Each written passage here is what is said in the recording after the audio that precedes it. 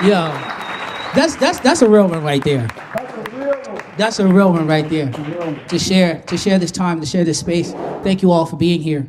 When I think about liberation for Black people, I think it's important to understand that it has to be queer and trans inclusive, and it has to be intergenerational. That's right. I was having a conversation with somebody at a party a couple of days ago, and she was like, it feels like as Black people we keep coming up against the same obstacles, and we're having like the same conversation like at a different tempo. And I said, well, if we want to solve for the correct problem, we have to start asking the right questions.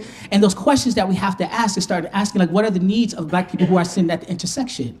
What does this love look like for Black people that are sitting at the intersections, right? I'm a professional storyteller, and I travel the world telling my story. Telling my story of being a Black trans man, telling my story of being brought up in a Black working class family. My mother was a nurse, my father a mechanic, being brought up in this family full of love and acceptance, right?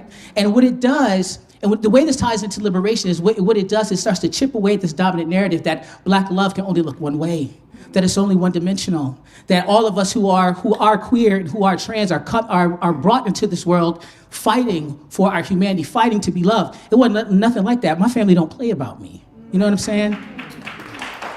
And so, for me, it's important not just to tell that story, but when I tell that story and I get off stage and I tell the story about how much my mother loved me and how she died in my arms and all these things, people come up to me and they don't want to talk to me about me, they want to talk about the love of my mother, right? And creating this ecosystem of love is a part of our liberation. Working from this place is a part of our liberation. My parents were my first allies, were my first accomplices in this life. You know what I'm saying? They saw me, I was visible. They saw who their child was, and they gave me agency to say to write my own story.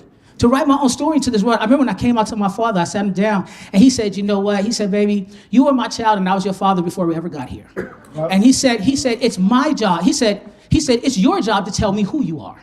And it's my job to tell you how to be in this world. How to be kind, how to be honest, how to live with integrity. This is a part of the liberation. This is a part of the movement. And we can take these ideas.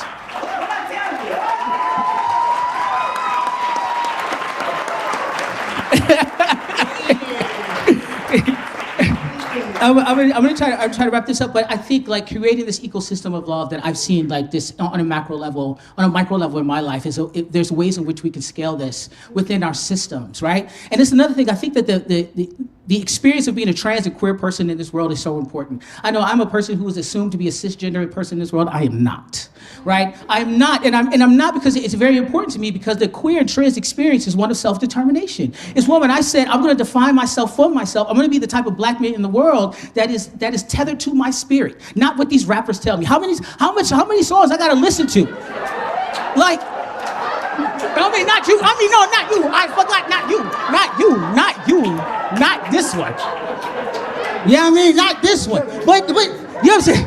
Yeah, I was just moving around. No, but like how many songs do I dance to that are calling me worthless because I'm not rich before something starts to get really misaligned in my spirit, right? The queer experience, the experience of being a trans and queer person in this world meant that I engaged in being in self-authorship, writing my story into this world. I had a clean slate of my humanity and said, this is what it's gonna look like. This is who I wanna be. And when we do that, so my visibility, not only was I able to define it, but it also has some agency. And visibility with agency is power. And visibility with no agency is just exposure. And we're exposed to the worst parts of people's imaginations. I am not the boogeyman at your back door as a trans man. I am not. You know what I'm saying? There's something else happening here. So I think when it comes to liberation, there's something that we can take from the experience of queer people and how we define ourselves, and we create ecosystems of love. When we do that, it starts to chip away at these really oppressive, constraining systems that say we have to look one way, we have to act one way, we have to live one way in order to be fully human, in order to be full humans. So I think liberation has to be trans and queer, inclusive and intergenerational, and it also has to have elements of queer love and queer self-determination. Thank you.